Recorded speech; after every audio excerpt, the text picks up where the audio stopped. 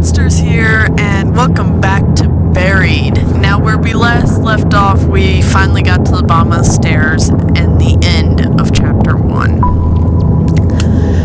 I just uploaded my last FNAF video for FNAF 1 as of recording this, so let's hope this goes well. Oh yeah, I forgot this is a thing. Reminder here, respect for the dead. You and 64% of players pulled Tony's body from under the bulldozer. Secrets.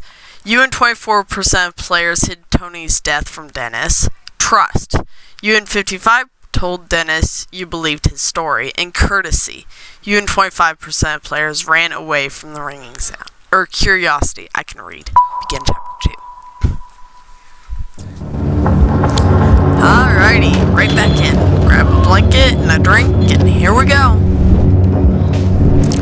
We're standing on the train platform of what looks like a fancy subway. The rails look well used, but not old. There are small overhead lights that are very dim, as if they were running on emergency power. The dim overhead lights are a blessing, but the size of the place makes me feel vulnerable. Staring ahead, the tunnel seems to be endless. It's almost dizzying.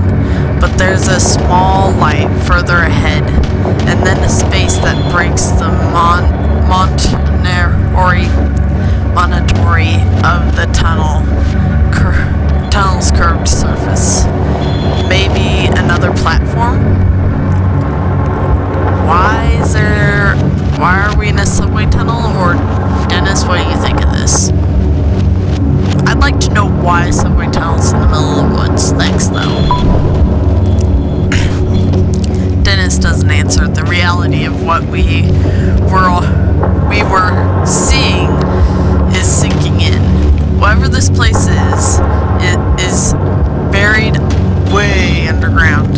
That seems impossible to me, making anything that's on the other side of this tunnel dangerous as far as I'm concerned. But, of course, we are going to go on. Human curiosity is going to see to that. Also, the ringing noise is louder down here, much more solid now. And there's some other sound, something like a faint hum of machinery. What's your take on this, boss? You think we're safe here? Dennis asks. Not at all. This is what I think. Not at all is what I think to myself. But I don't want to tell Dennis, let Dennis see that I'm rattled. Well, he seems to be limping along much better than when we first stumbled into this place. He still is in rough shape. I'm leading him here. I should probably make him feel confident in that. We might as well be fine. Sorry.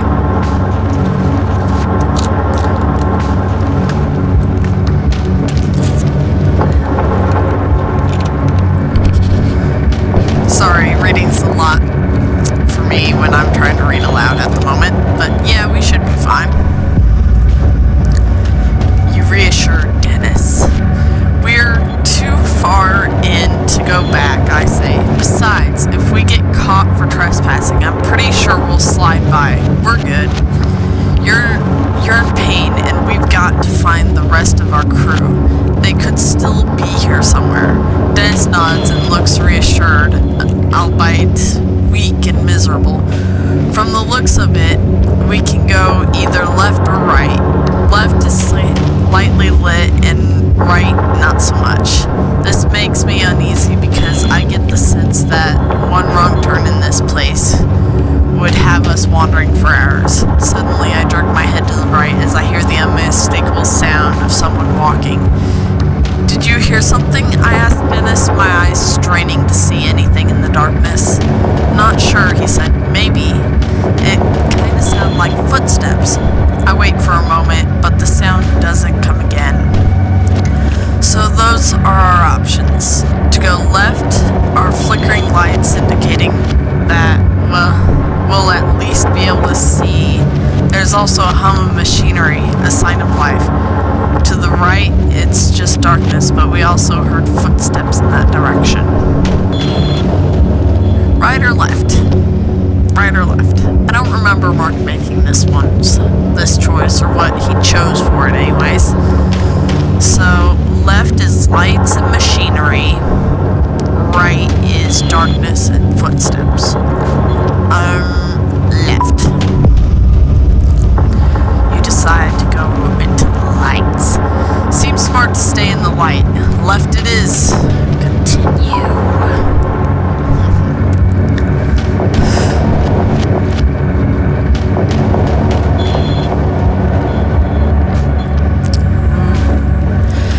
As we head left, the lights ahead are like a beacon in the dark, luring us forward. Someone left the lights on for us, Dennis says, trying to be funny, but creeping me out instead. I wonder if that's a good or bad thing, I say. As we near the lights, I hear the hum of machinery grow louder, but it doesn't sound like any machinery I've heard before. As the lights increase, I use it to take an inventory of Dennis and his condition. While the bleeding seems to have stopped, the amount that is soaked into his pants and shirt is beyond alarming. How much further can you walk, I ask him. Can you keep going? Yes, Dennis says. Let's walk into the deep tunnel that has no business being here. Now, fully stepping into the light, I notice that the sound of the machinery is coming from an area to the left side that is protected by a guardrail. Wisps of bright blue light dance on the walls as they leak out from whatever is below. I also noticed a posted sign that says danger, severe radiation poisoning threat. Okay. Go to the blue lights dancing in the wall and leaking liquid that says danger, severe radiation threat. Or keep moving. Radiation threat, keep moving. Radiation threat, keep moving. I'm gonna keep moving. Dennis, I don't think we should get near whatever is down there, I say. Dennis studies the blue light a bit longer and then nods. He's hurting enough as it is. I don't think we need to add radiation poisoning to his list of ailments, or mine for that matter. We step away and take off down the tunnel again. As I start walking, I notice another structure coming into view up ahead. What could this be? Oh, by the way, I do apologize about the little thing in the top corner behind my webcam. It's my recording stuff. I can't figure out how to make it go away. Sorry. As we head further into the tunnel, we reach another platform. There's light coming from the platform, but the overhead lights are dim red emergency lights.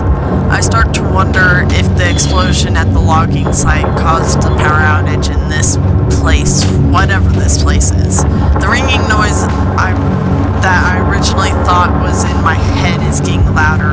I'm starting to think it's some sort of alarm. When we come to the large open area ahead in the tunnel, it further resembles a subway station.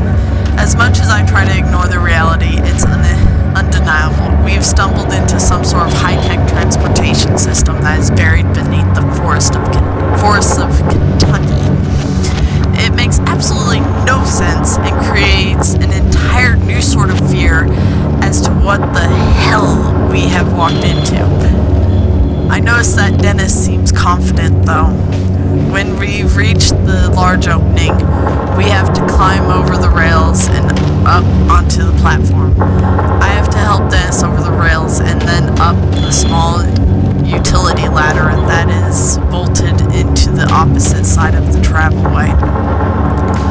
When he reaches the large open area resembling a subway waiting area, he collapses on the floor and lets out a heaving breath. You know what, Dennis says, exasperated. This is ridiculous. I quit. I'm not going any further. On top of worrying about my crew and the madness of wherever we are, I'm not in the mood for Dennis to act like a baby. He has lost a lot lot of blood, and I've donated blood before, and Lordy, can it make you think things that you are just lopsided on. Honestly, I don't get up too fast because you will pass out. I did it. My bad. So, let's give him a break. I'm not the one with the gash in my side, I think to myself, so I decide to cut him some slack. Damn, boss, I'm sorry, he says. It's okay, I say. I don't know how you're still on your feet, if I'm being honest. Stubbornness, he says with a weak laugh.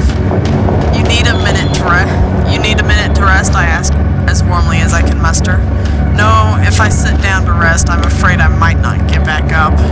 Let's keep going while I can still go. I reach down, help him to his feet, and then we get ourselves up onto the platform. Right in front of us, there's an entrance to a long hallway exiting the platform area.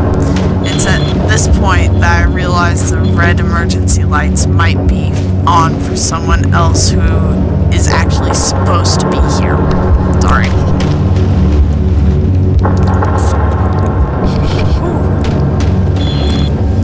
Yell out or stay quiet? Yell out, stay quiet. Well, I might as well holler out, because heck, why not? Hello? Anyone here? I ask, my voice raised to almost a shout. There's not much of an echo. My voice falls flat like a rock from the sky. I'm almost glad that I didn't get an answer. Hearing anything else in this hollow silence would have given me a heart attack. The emergency lights continue to flicker overhead, casting a sick sort of pinkish light on everything. My mind is racing with what sort of place this might be. It's obvious that it's meant to be a secret. And if it is supposed to be a secret, and there was a power outage recently, maybe most everyone has been evacuated. This thought does nothing to make me feel any better as we walk towards the platform exit. We step inside, and it seems just as empty as every other place we've come through. Weakly illuminated by the overhead emergency lights, we're standing inside a hallway that looks surreal for a moment.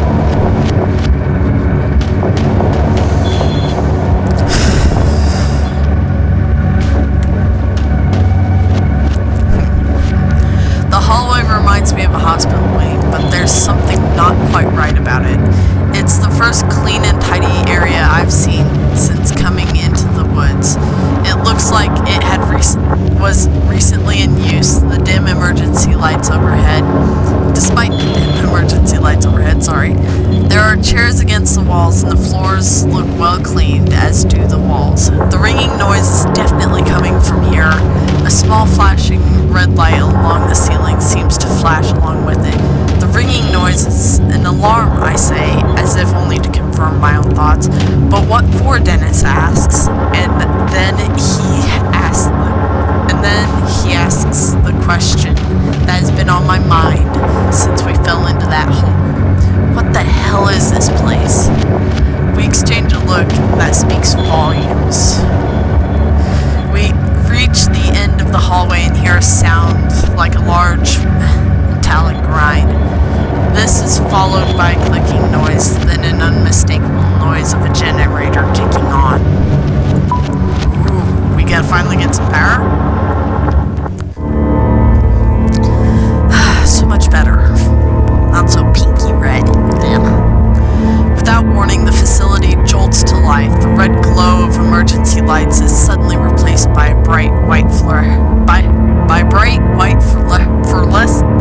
fluorescent one. The mechanical hum is oddly comforting. Somehow the power is being back on urges us on. It's then that I notice the ringing noise has stopped. So it had been an alarm. But what for? Just the power failure? We head down the hallway. The electric hum of the lights sounding eerie overhead. Other than that, the place is dead quiet. The hall is about 100 feet long with two main doors. One door opens onto a large room that looks like a conference room with a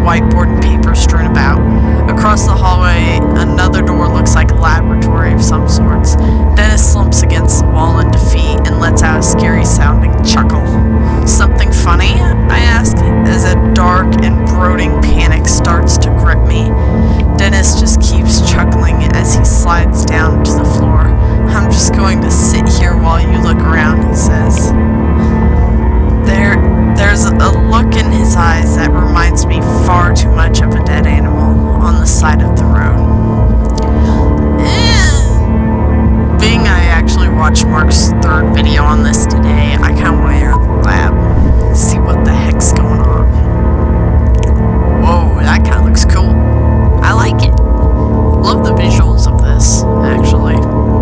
Walking inside, I see small vials and glass containers held in a clear glass case. Everything is either glass or silver, and I instantly feel like I'm dirtying the place up. I notice several test tubes and glass cases, as well as some sort of tube system that seems to have clear fluid trapped inside of it. In the back corner, I find a laptop in screensaver mode. I've looked at test tubes before, and you just kind of look at it and are like, what? So let's look at the laptop. It might explain something about the test tubes. I hit the enter key, and a plain gray background pops up. There are several icons and folders to choose from. I click the folder labeled Test 1.5 Ethos.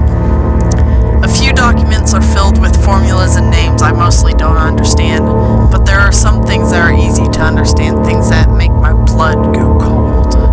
Subject number 6, cause of death, embolism or aneurysm or both.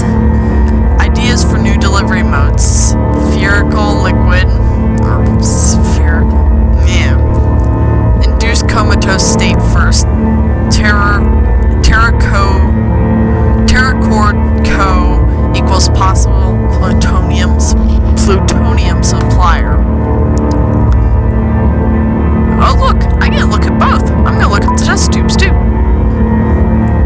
I can't help but check out the test tubes. They're filled with varying green and light blue fluids. One of them looks to have some sort of glowing dirt resting in the bottom of it. Another holds what looks like a grasshopper submerged into liquid. Only it's the strangest grasshopper I've ever seen. At first it looks like it's expanding and contracting like a blowfish. Then it contracts so much that it vanishes completely. As I look closer, it springs back into existence in a completely different test tube, and I'm embarrassed when I actually jump back. I take another look around the lab, trying to piece together what might have been taking place here. I smell some sort of chemical in the air that makes me think that someone has used this lab recently. Outside in the hallway, I hear Dennis grunting.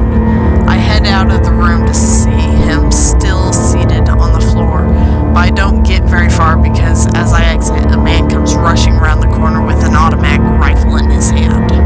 Okay, hang on. You have open test tubes in there.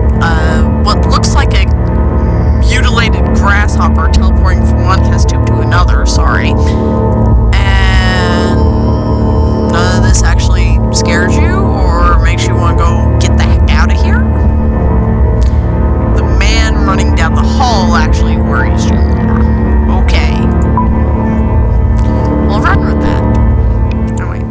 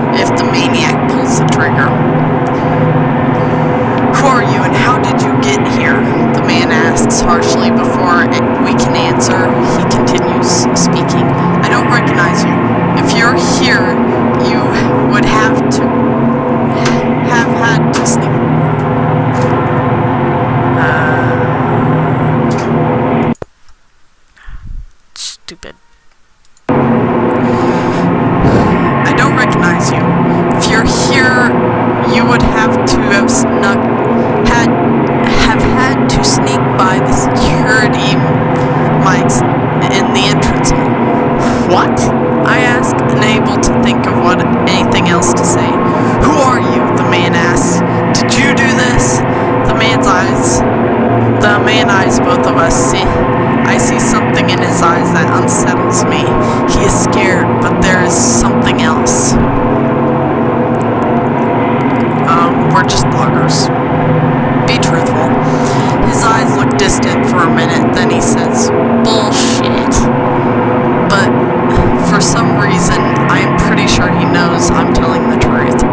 Someone knocked the power out, the man says. It's back on now, but if it was out long enough, we're in a heap of trouble. Was it you? Who sent you? Look, we don't know what you're talking about, Dennis says. Something happened out in the woods. Are you alone? Are others with you? The armed man asks, thrusting the gun in my face. How the hell did you get in this situation, I think? How the hell did we get into this situation, I think to myself? If we hadn't fallen into that hole, we wouldn't have been here. I'm not really sure if we want to be giving this guy information we don't know anything about him. Then again, he might have answers. Well, we did fall into the hole looking for a crew, so what's his excuse? We have other crew members that we can't find, I say. Your crew? He asks, seeming confused. If this man thinks that we're nuts, there's no telling what he might do. The fact that he looked a little crazy himself makes the situation even hairier. But how'd you get in here? The man asks. I pointed down the hall towards the subway. We came in that way. The doors weren't locked. His expression calms a bit, but I'm still very aware of the gun that is leveled less than a foot away from my face.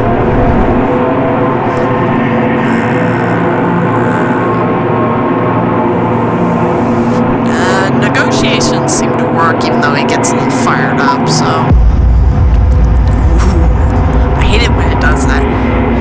The only way I'm putting this rifle down is after I've blown your brains out, the man says. With that, he uses the muzzle of the gun to flip my hard hat onto the floor.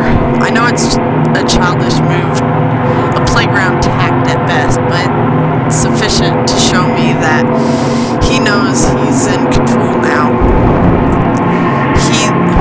He then levels the rifle at Dennis, and I can only assume it's because his wound makes him appear to be the weaker of us. The man takes a shaky step forward.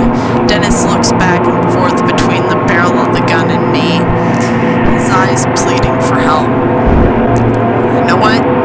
You ain't messing with my friends. Not my coworkers, not my friends. Go away.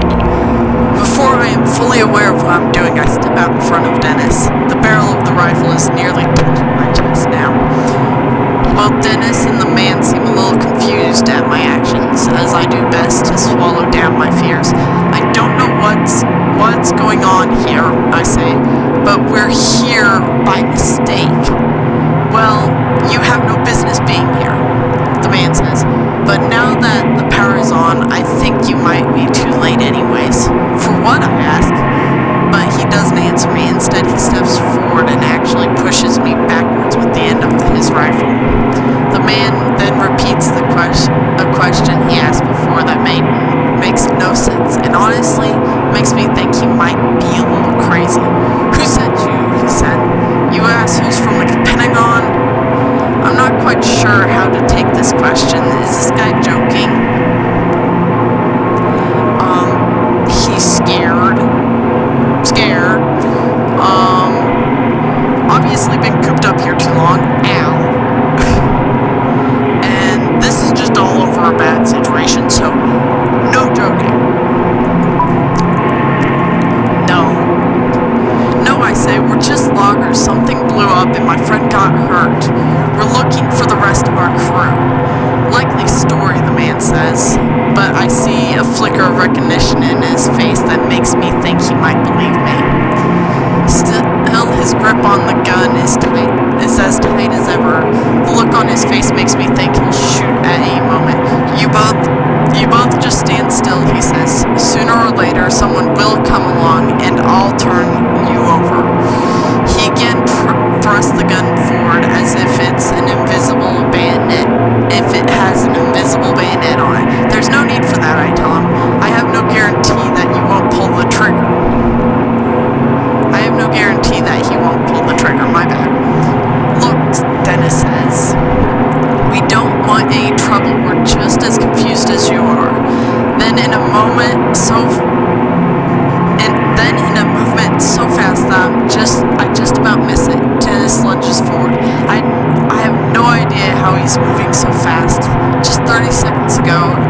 worried about how close to death he looked.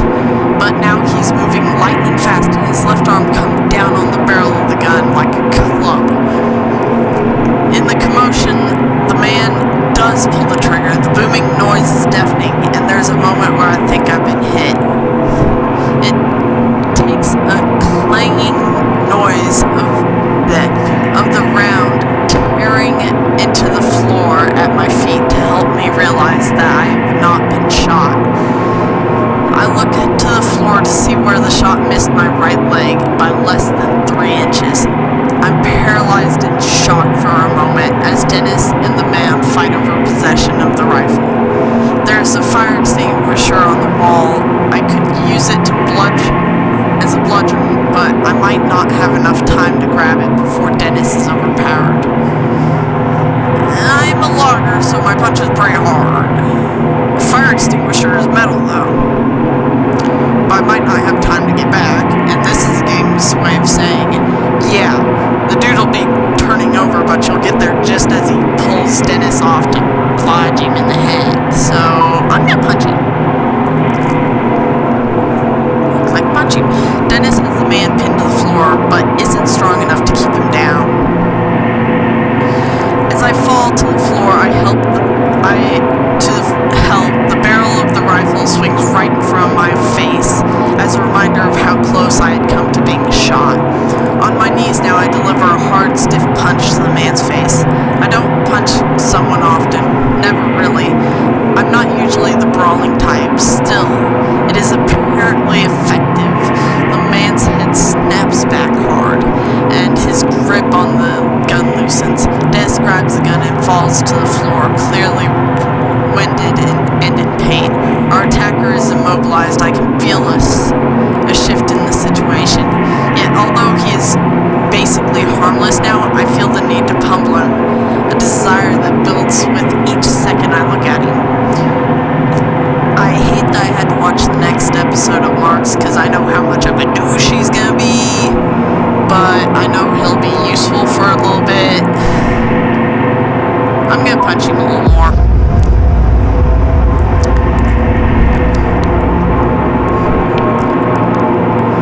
I'm not sure where the anger comes from. It's probably been buried under the panic and exhaustion, but comes out in a series of punches, my fist flying as I kneel over him. My right hand smashes into his nose, drawing blood. My left clips his lower lip, busting it. "Roger!" Dennis yells. "What are you doing?" He's defenseless now. Somewhere in the flurry of punches, I bust open his right eyebrow. It's not until I see multiple trails of crimson flowing and trickling down his face that I finally stop.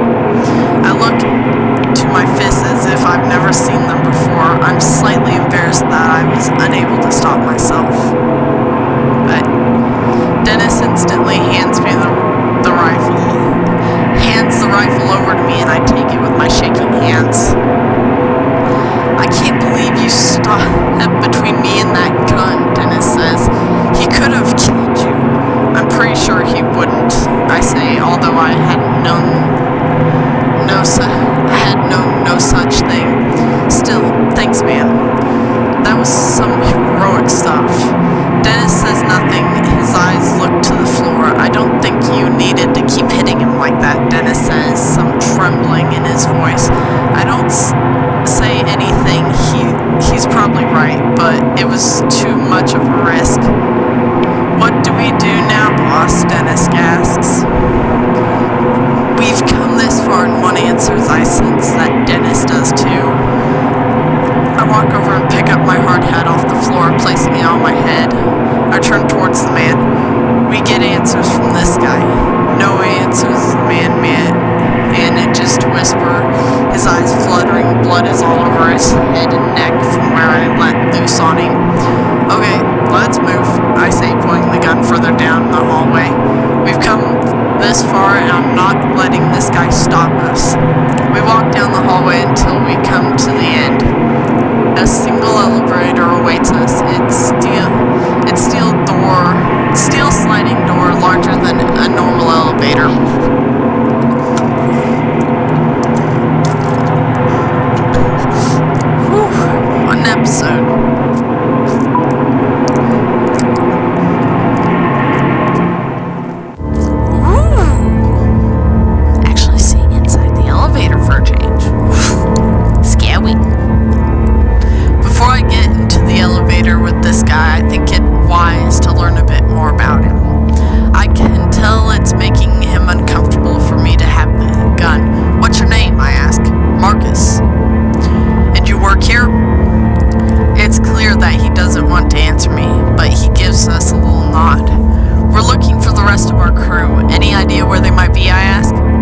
he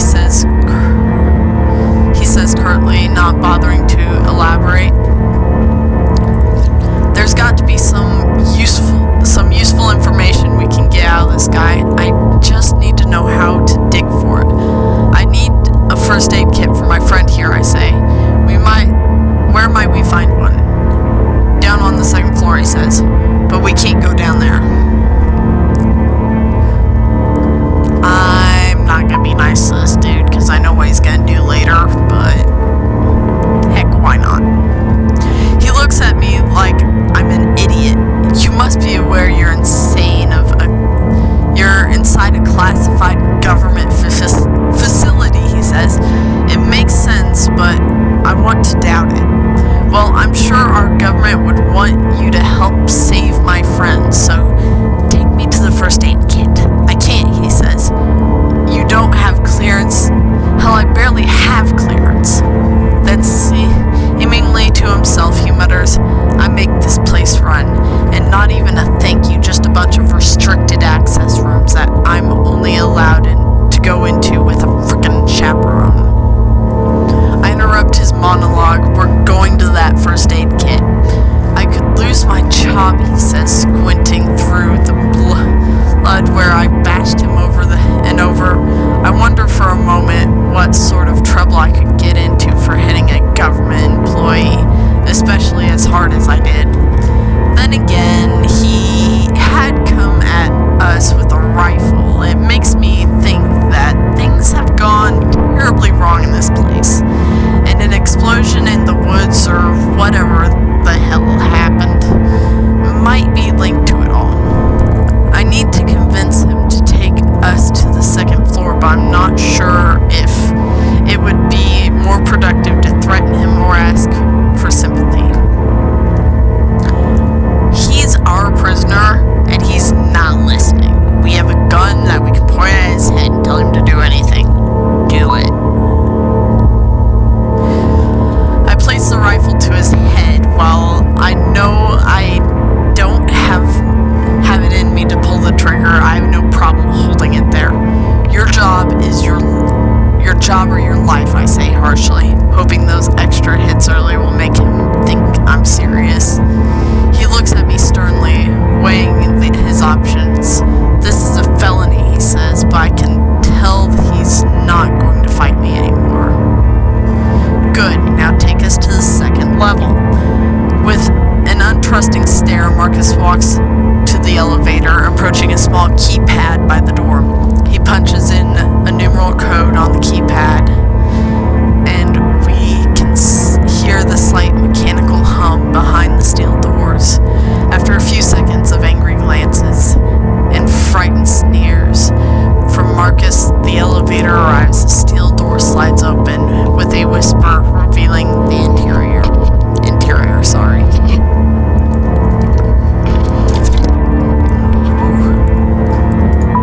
This is running long. Jesus.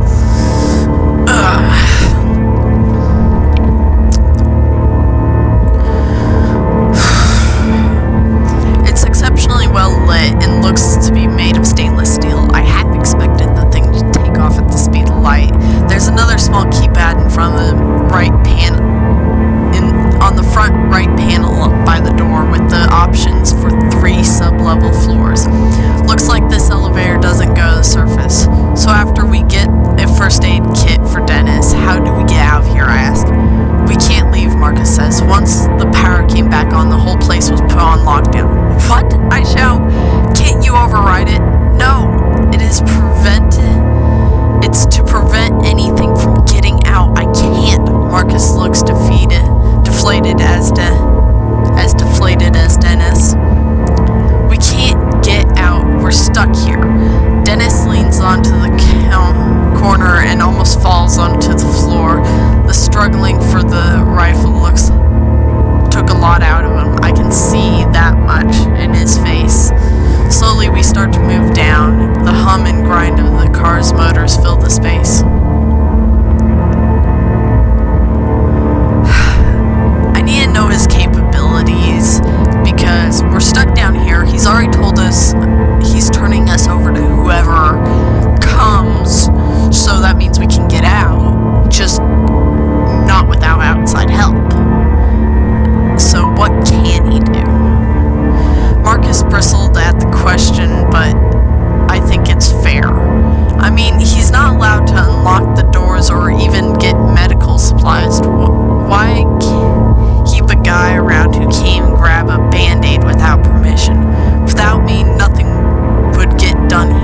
Marcus answered. These people think they're so brilliant, but some of them can barely turn on their computers without help.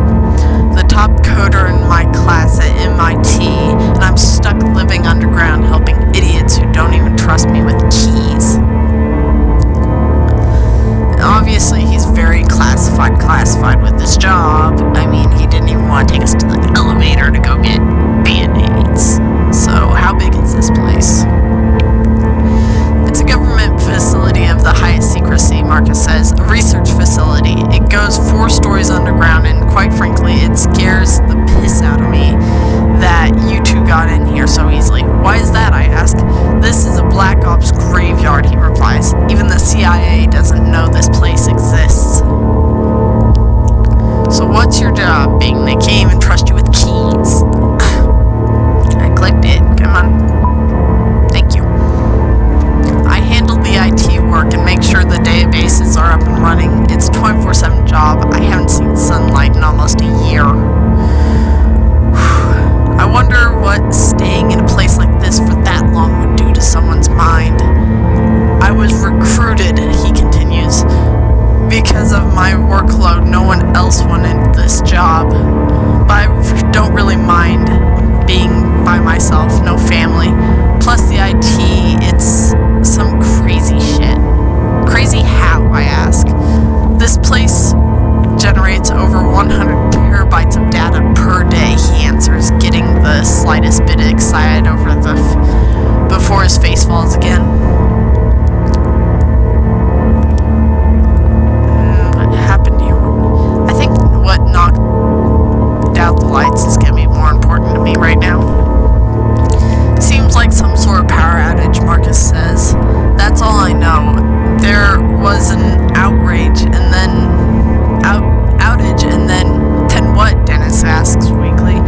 Then things got weird. Things got bad. Bad how? I asked. The whole place seemed to shake when the lights went out, and I was checking the monitors when it happened, and everything went dead. It took no more than a minute or so before I started hearing the screams. People were being killed by something. I tried to get back. I tried getting the security cameras going again, but they only lasted for a little bit on the backup systems. But what I saw... What? I asked, feeling a sharp fear worm its way into my guts. Well, what I saw on the screens for the little bit of time made no sense. It made me get the gun from the emergency vault. I think whatever it is, it's still down here. Hold on, I say. There's an emergency vault with a rifle in the same room as the security cameras in this place. Marcus gives me a grin that looks nearly insane. There are guns locked away in every room in this place, just in case, you know. In case of what? So are we still in danger? Obviously he thinks whatever's what's down there killing people is still here, so I'm gonna assume we're still in danger. So what is going on? Shh. As he opens his mouth to answer, the elevator comes to a stop and the doors slide open. Marcus is out right away without a word. He makes an exit and heads directly for a glassed-in room that is filled with computer monitors and high-end equipment. Dennis and I file out behind him, trying to keep up. As we do, one very alarming question runs through my head. What the hell kind of government facility keeps loaded guns in emergency vaults in every single room? End of chapter 2. Thank you guys so much for watching this video. If you liked it, hit that like button, leave a comment, and subscribe to my channel. And again, it's a little bit different from the Five Nights at Freddy's I've been doing lately. I hope that's alright with you all. If it's not, just leave a comment and I'll go back to doing Five Nights 2, 3, 4, and 5. But thank you all so much for watching, and I will see you all in the next video.